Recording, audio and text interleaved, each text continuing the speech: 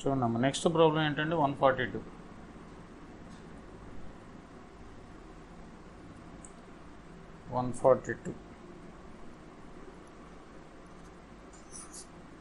చూడండి 142 సమ్ చూస్తే limit x tends to infinity, limit 142 limit x tends to 0,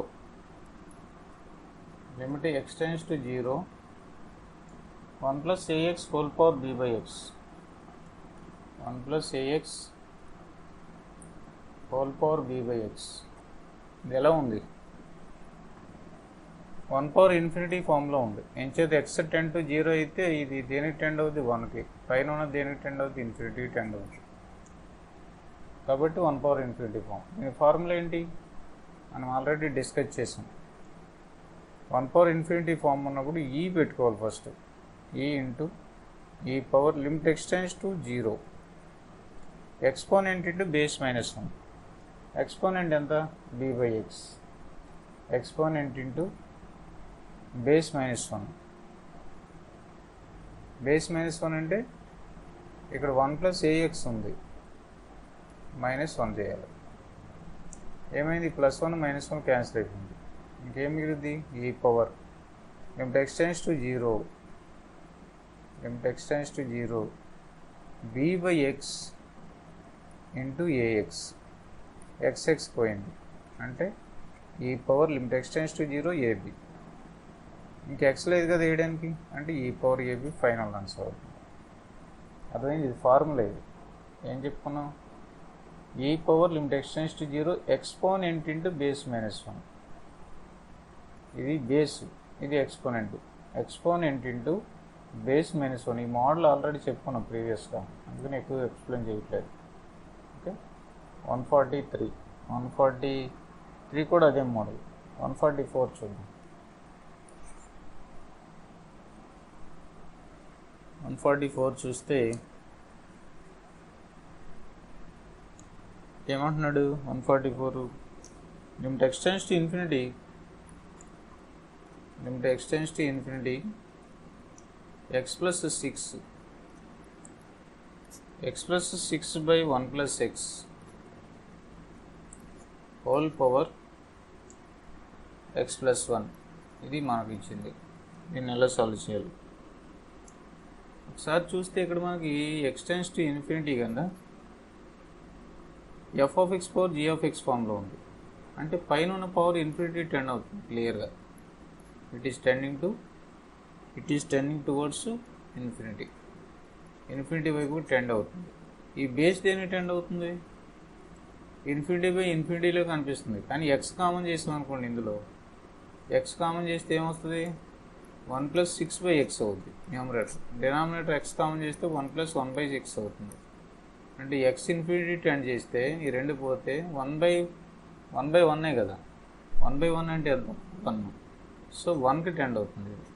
ఎక్స్టెన్స్ to infinity అయితే ఇది 1కి టెండ్ అవుతుంది. అంటే టోటల్గా 1 power ఇన్ఫినిటీ ఫామ్కి వచ్చింది. ఓకే. 1 power ఇన్ఫినిటీ ఫామ్ మనకు తెలుసు కదా already. 1 power infinity form formula ఏంటి? ఈ పవర్ ఫస్ట్ ఏం రాయాలి? ఈ power limit x tends to infinity, ఏదైతే లిమిట్ ఉందో అది రాయాలి. ఎక్స్పోనెంట్ రాయాలి ఫస్ట్. ఇందులో ఎక్స్పోనెంట్ ఏది? దీని మీద పవర్ ఏది? ఇది. ఆ పవర్ ముందు రాయాలి. Into base minus 1. బేస్ ఎంత? ఇది దీని పవర్ ఇది ఉంది కదా. బేస్ ఎంత అంటే x plus 6 by 1 plus x minus 1. ఇది మనం రాయాల్సింది. ఓకే. ఇప్పుడు ఏమవుతుంది? ఇది చూడండి. That is equal to e power limit x tends to infinity exponent to base minus 1 అంటే x plus 1 ఇంటూ ఇదేమవుతుంది? 1 plus x అవుతుంది. ఇది x plus 6 minus 1 minus x. ఇది x పోయింది. ఇంకేం మిగులుద్ది? ఈ power x plus 1 x plus 1 పోయింది. ఈ power limit x tends to infinity మనకి ఇక్కడ ఏం లేదు, x ఏం లేదు కాబట్టి 6 minus 1 5 ఉంది. అంటే ఫైనల్ ఆన్సర్ ఈ పవర్ 5 అన్నమాట. ఓకేనా? Exponent to base minus 1 formula. So ఈ మెథడ్లో చేయాలి.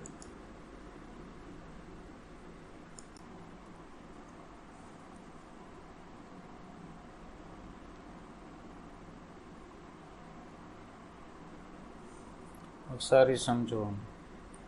159 చేసిన మోడలే, ఒకసారి జస్ట్ రివిజన్ కోసం. 159 ఏమంటాడంటే limit x tends to 0 sin x by mod x అంటారు. Limit x tends to 0 sin x by modulus of x అంటారు. మీకు తెలుసు కదా, మాడ్యులస్ ఆఫ్ ఎక్స్ డెఫినేషన్ మారుతుంది. -x అవుద్ది ఇప్పుడు x <0 అయితే, x అవుద్ది if x greater than or equal to 0 అయితే. కాబట్టి ఫంక్షన్ డెఫినేషన్ ఎక్కడైతే మారిందో అక్కడ రైట్ లెఫ్ట్ లిమిట్ కట్టాలి. కాబట్టి ఏం చేయాలి, ఫస్ట్ రైట్ లిమిట్ కట్టండి. RHL is equal to limit x tends to 0 plus sin x by x, sin x by modulus of x రాస్తాం. మాడ్యులస్ ఆఫ్ x అంటే x గ్రేటర్ దాన్ 0 రాయాలి కదా ఇక్కడ మనం. సో ఒకసారి రాయండి ఒక step. That is equal to limit x tends to 0 plus sin x by ఈ mod x బదులు x గ్రేటర్ దాన్ 0 కాబట్టి x రాస్తుంది. అప్పుడు limit x tends to 0 sin x by x is equal to 1గా, 0 ప్లస్ అయినా 0 మైనస్ అయినా 1 అది.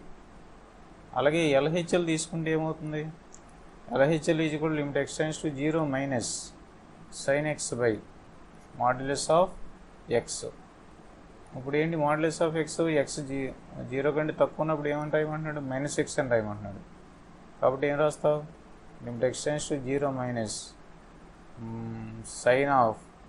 sin x by -x, minus ముందు తీసుకొస్తే sin x by x. దీని టెండ్ ఎంత, limit x tends to 0 sin x by x is equal to ఎంత, 1.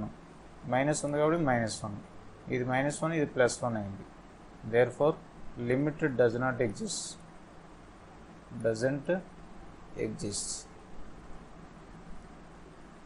Next తర్వాత limit x tends to 2 box x. ఒకసారి చూడండి, బేసిక్ పెద్ద సమ్స్ చేసే ముందు బేసిక్స్ మీద గ్రిప్ తెచ్చుకోవాలి. సో నెక్స్ట్ ప్రాబ్లం ఏంటంటే problem number 161.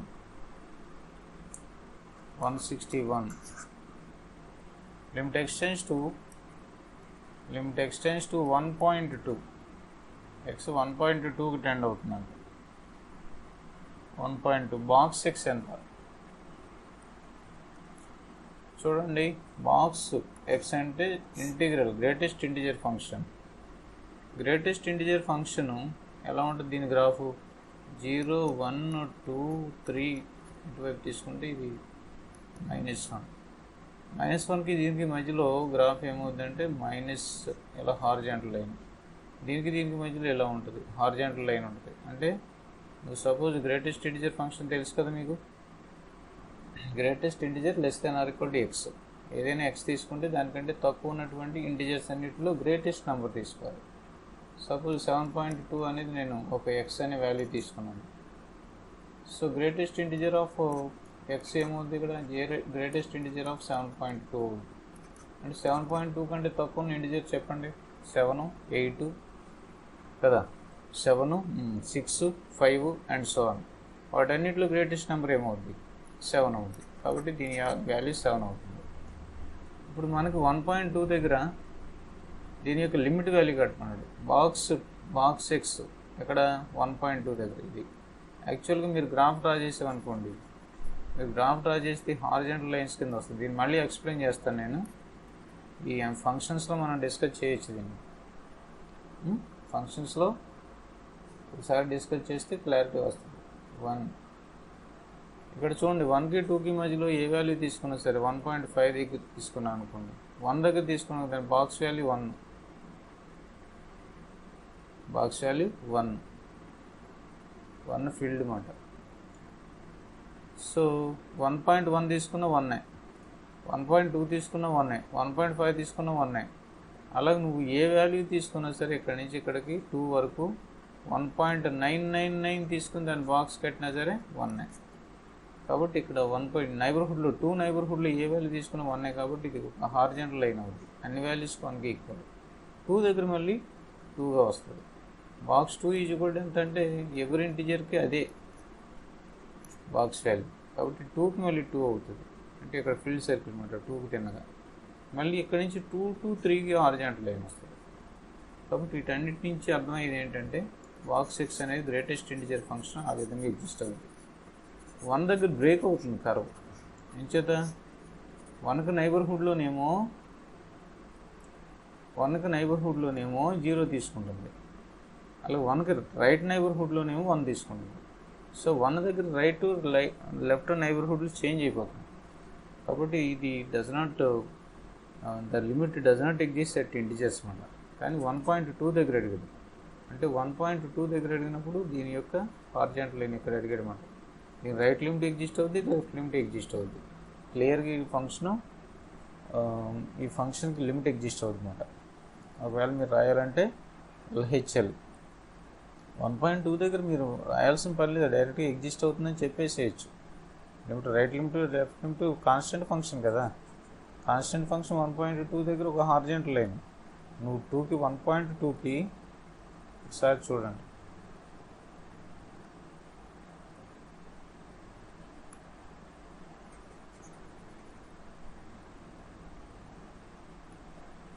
Box X function ఒకసారి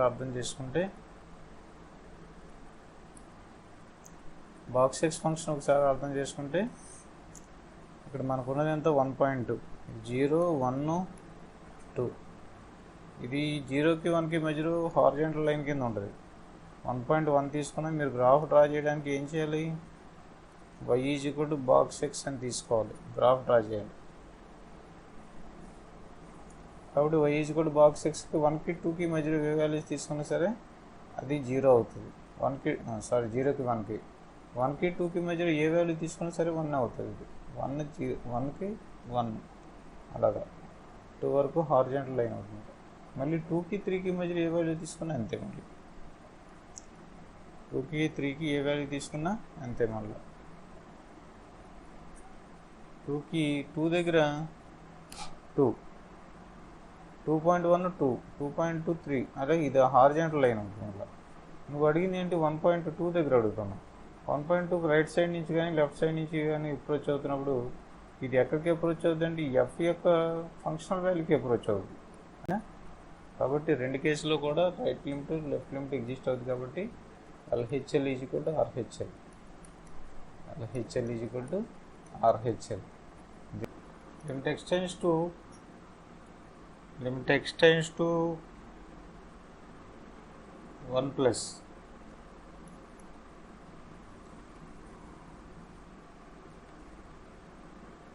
x minus fractional part of x minus box x అంట. Limit x tends to 1 plus x minus box x అంట. So x minus box x అంటే ఏంటి, fractional part of x.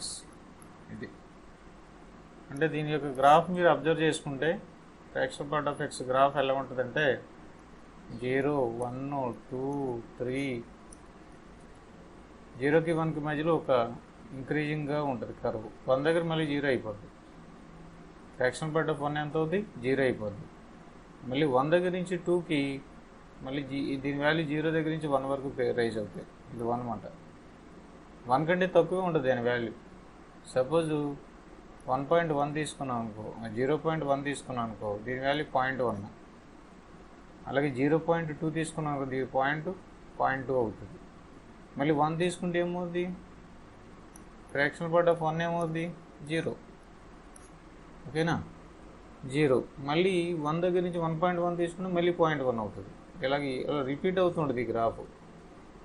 So దీని గురించి ఇంకా విపులంగా మనం నేర్చుకోవచ్చు ఈ 4. ఓకే, సో అయితే మనల్ని అడిగింది 1 ప్లస్ దగ్గర అడిగాడు దీనికి లిమిట్. అంటే 1 ప్లస్ అంటే 1 దాటిన తర్వాత రైట్ లిమిట్ అడిగాడు. అది ఎలా బిహేవ్ చేస్తుంది, ఇలా ఈ గ్రాఫ్ షేప్లో ఉంటుంది అన్నమాట. అంటే మీరు ఏం రాయాలంటే ఒక పని చేయండి, దీన్ని ఎలా ఉంచేయచ్చు, లేకపోతే ఫ్రాక్షన్ పార్ట్ కింద డిఫైన్ చేసేయచ్చు దీన్ని. సో లేకపోతే 1 ప్లస్ దగ్గర ఎక్స్టెన్స్ 1 ప్లస్ దగ్గర x 1 టెండ్ చేయండి, 1 అవుతుంది. ఈ బాక్స్లో 1 ప్లస్ పెట్టండి, బాక్స్ 1 పెట్టండి. 1 ప్లస్ అంటే 1.01 సంథింగ్, 1.01 సంథింగ్ బాక్స్ పెట్టండి, 1 అవుతుంది. అంటే 1 మైనస్ 1 ఎంత, ఇది బాక్స్ 1 కదా, బాక్స్ 1 ఎంత అవుద్ది, 1 అవుద్ది. అంటే 1 మైనస్ 1 = 0. అని చేత దీనికి లిమిట్ ఎంత అవుతుంది అంటే 0కి టెండ్ అవుతుంది. మీరు గ్రాఫికల్గా తీసుకుని అర్థమవుతుంది. సో ఇది ఎలా ఉంది, 1కి 0కి టెండ్ అవుతుంది. రైట్ సైడ్ నుంచి ఈ ఎక్స్కి టెండ్ అవుతుంటే ఒకసారి ఆ పాయింట్ చూస్తే ఇలా ఉంది 1 దగ్గర ఈ గ్రాఫ్. నువ్వు ఎక్స్ యాక్సిస్ మీద 1 వైపుకి వస్తుంటే 1 నైబర్హుడ్లోకి వస్తుంటే ఈ గ్రాఫ్ దేనికి టెండ్ అవుతుంది, వై యాక్సిస్ మీద ఎక్స్ యాక్సిస్ వైపుకి టెండ్ అవుతూ వస్తుంది. ఇలాగా ఇటువైపుకి టెండ్ చేసుకుంటూ వస్తుంది. అంటే దీని యొక్క ప్యారలల్ వై యాక్సిస్ మీద వాల్యూస్ ఏంటి, 0. ఇది ఎక్కడికి వస్తుందో దేని మీద చూస్తాం, వై యాక్సిస్ మీద చూస్తాం. కాబట్టి వై యాక్సిస్ వాల్యూస్ ఎక్కడైతే ఇక్కడ ఉంది, ముందుకు వచ్చేటప్పటికి వై యాక్సిస్ 0 వైపు టెండ్ అవుతుంది. కాబట్టి మనకి ఏమని చెప్పాలి, 0 అని చెప్పాలి. అంటే limit x tends to 1 plus it is nothing but ఈ ఈక్వేషన్ ఇలా కూడా రాయొచ్చు ఈ ఫంక్షన్ని. Limit x tends to 1 plus x minus box x అన్న ఫ్రాక్షనల్ పార్ట్ ఆఫ్ ఎక్స్ అన్న ఒకటే. కాబట్టి 0కి టెండ్ అవుతుంది. ఎక్స్ ఇటువైపు టెండ్ అవుతుంటే ఎఫ్ ఆఫ్ ఎక్స్ 0కి టెండ్ అవుతుంది.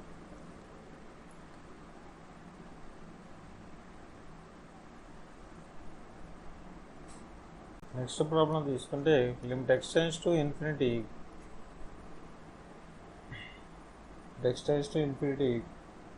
బాక్స్ ఎక్స్ బై ఎక్స్ ఎంత, బాక్స్ ఎక్స్ బై ఎక్స్ ఎంత. మన ఫార్ములా ఏంటంటే box x is equal to x minus fractional part of x అని రాయొచ్చు. అలాగే fractional part of x is equal to x minus box x అని రాయొచ్చు. Okay, మనకు కావాల్సింది బాక్స్ ఎక్స్ కావాలి. Box x x tends to infinity అంటే బాక్స్ ఎక్స్ కూడా ఇన్ఫినిటీ టెండ్ అవుద్ది, కానీ బ్రేక్ అవుతూ ఉంటుంది ఇంటిజర్స్ దగ్గర ఆ ఫంక్షన్. దానికోసం ఇంకొంచెం క్లారిటీ కోసం నేను ఏం రాస్తాను అంటే limit x tends to infinity box x అంటే x minus fractional part of x కింద రీప్లేస్ చేద్దాం. X minus fractional part of x by x అలా వచ్చింది. ఎక్స్ ఇన్ఫినిటీ టెండ్ అవుతుంది కదా, ఇప్పుడు ఏమవుతుంది, స్ప్లిట్ చేసి రాసుకుంటే లిమిట్ ఎక్స్టెండ్స్ టు ఇన్ఫినిటీ ఇది 1 ఎక్స్ బై ఎక్స్ అంటే 1 minus limit x tends to infinity ఇక్కడ ఏమవుతుందంటే fractional part of x by x అవుతుంది. ఇది 1 టెండ్ కాబట్టి 1 minus fractional part of x అంటే ఇది బౌండెడ్ ఫంక్షన్. ఇది ఫ్రాక్షనల్ పార్ట్ ఆఫ్ ఎక్స్ ఎక్కడ ఉంది, మనం చూసాం కదా, గ్రాఫ్ని చూసాం కదా. ఇక్కడ ఎలా ఉంది, ఫ్రాక్షనల్ పార్ట్ ఆఫ్ ఎక్స్ 0కి 1కి మధ్యలో ఉంటుంది, దీని వాల్యూ ఎంతకంటే ఎక్కువ ఉండదు. కాబట్టి ఇది bounded function. Fractional part of X అనేది బౌండెడ్ ఫంక్షన్. కాబట్టి దీన్ని బౌండెడ్ ఫంక్షన్ని ఒక కే అనుకో, ఇది ఒక కే వాల్యూకి టెండ్ అవుతుంది. ఇప్పుడు బై ఎక్స్ పెట్టి డివైడ్ చేయాలి. అంటే fractional part of x by k by x limit x tends to infinity.